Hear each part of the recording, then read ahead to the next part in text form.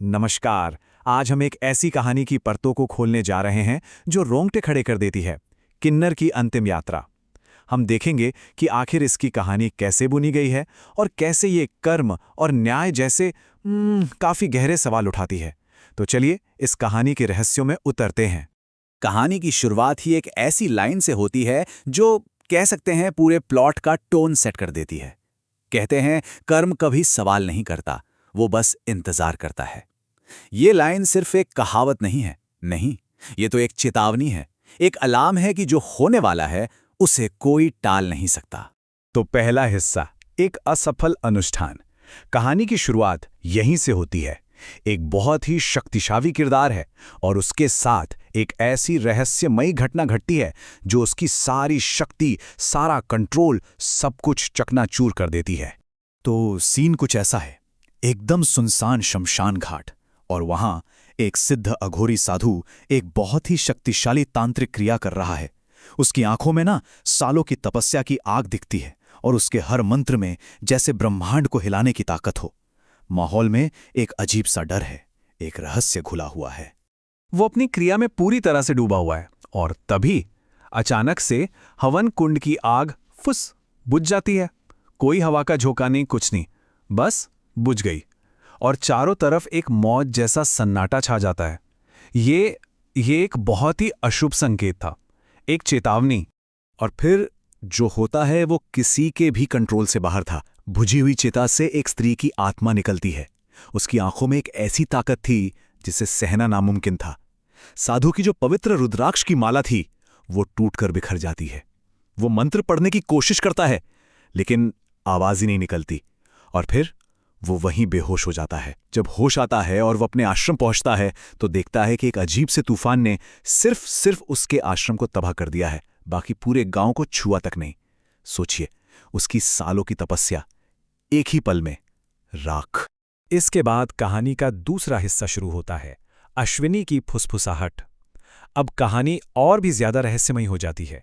डर और गहराता है और एक ऐसा उलझा हुआ सुराग सामने आता है जो हमें कहानी के असली राज की तरफ ले जाता है। तो सवाल यही उठता है ना कि इतना शक्तिशाली साधु जिसकी तपस्या में इतनी ताकत थी, उसकी दुनिया ऐसे क्यों जड़ रही है? आखिर उसने ऐसा कौन सा गुनाह कर दिया था कि उसकी सारी की सारी शक्ति बस एक ही रात में खत्म हो गई? और बस यहीं पर कहानी की सबसे बड़ी पहेली सामने आती है।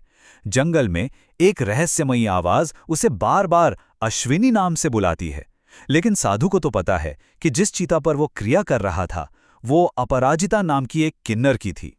तो फिर ये अश्विनी कौन है और इसका अपराजिता से क्या लेना देना? देखिए, इस पहेली को सुलझाने के लिए किन्नर समुदाय के बारे में जानना बहुत जरूरी है। दक्षिण एशिया में उनका एक बहुत ही अनोखा सामाजिक और आध्यात्मिक स्थान है। समाज अक्सर उन्हें किनारे कर देता है, ये बात सच है, लेकिन साथ ही ये भी माना जाता है कि उनके आशीर्वाद और उनके श्राप दोनों में बहुत ज्यादा शक्ति होती है। और यही शक्ति, यही विश्वास इस कहानी के बिल्कुल सेंटर में है। अब आता है कहानी का तीसरा और सबसे जरूरी हिस्सा, अतीत का भयानक सच। अब हम कहानी के उस पॉइंट पर पहुंच रहे हैं जो सब कुछ बदल कर रख देगा। एक ऐसा फ्लैशबैक जो उस साधु के काले अतीत का पर्दाफाश करता है। कहानी हमें अतीत की एक बहुत ही भयावह रात में ले जाती है। अश्विनी एक युवा किन्नर थी जो गांव वालों को अंधविश्वास से दूर रहने और समानता से जीने का पाठ पढ़ा रही थी। लेकिन इससे हुआ ये कि साधु को अपनी सत्ता खतरे में लगने लगी। तो उसने क्या किया? उसने अश्विनी को डायन घोषित कर दिया। फिर गांव वालों ने उसे जंगल में घसीटा, जंजीरों से जकड़ दिया और फिर वही साधु, उसने दया की भीख मांगती अश्विनी की एक नहीं सुनी और उसे जिंदा जला दिया। वो साधु जिसे हम अब तक एक पीड़ित समझ रहे थे, वो असल में एक कातिल था। अश्विनी के इस भयानक मौत के बाद पूरा का पूरा किन्नर समुदाय एकजुट होता है और एक भयानक श्राप देता है। एक ऐसा श्राप जो आने वाले विनाश की भविष्यवाणी करता है और कहानी को उसके खूनी अंत की तरफ धकेल देता है। और अब आता है कहानी का चौथा हिस्सा, कर्म का प्रतिशोध। अब कहानी अपने क्लाइमैक्स पर पहुंच रही है, वो जगह जहां श्राप सच होता है और साधु को अपने कर्मों का बहुत ही भयानक बदला चुकाना पड़ता है। और वो श्राप वो सच में अपना काम करना शुरू कर देता है। गांव में एक शादी का जश्न चल रहा होता है और उसी के बीच एक जोरदार धमाका होता है और पूरा का पूरा समारोह आग की लपटों में घिर जाता है। किन्नरों की वो भविष्यवाणी भयानक तरीके से सच हो जाती है। और यहां पर कर्म का चक्र पूरा होता है। देखिए कैसे सब कुछ जुड़ा हुआ है। साधु ने अश्विनी को आग में जलाया, किन्नरों ने श्राप दिया कि आग ही गांव को खत्म करेगी, अपराजिता की आत्मा ने इस बदले को अंजाम तक पहुंचाया, और अंत में क्या हुआ? साधु को उसी चिता पर जलना पड़ा जहां पर अपराजिता का अंतिम संस्कार हुआ था।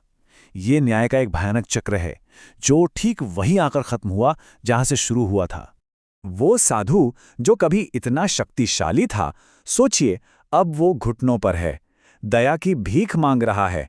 और ये वही दया है जो उसने अश्विनी को देने से साफ इनकार कर दिया था। ये उसकी शक्ति का पूरी तरह से पतन था।